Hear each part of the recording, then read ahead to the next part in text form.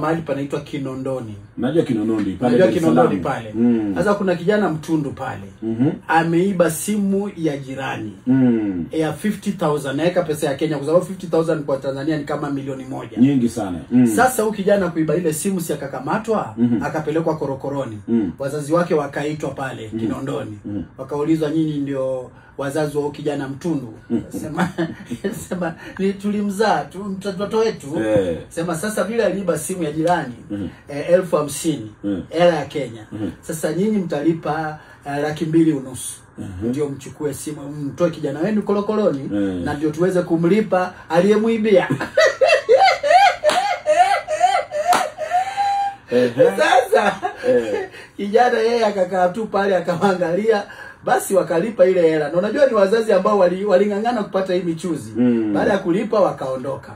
Sasa wakienda nyumbani wanaanza kumsomea ule kijana. Ule utundu wako tumekuona wewe, ukirejea tena hayo mambo tutakumaliza. Sasa kijana akaangalia akaambia wazazi wake, sasa jamani mbona mapiga kelele?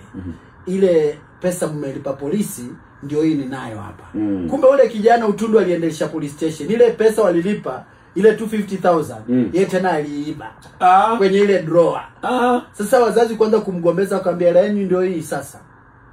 Sasa wewe kama ni mzazi ungefanya vipi Gidi? Manake aliwaambia mnanipigia kelele lakini hela yenu mlilipa faini ndio hii.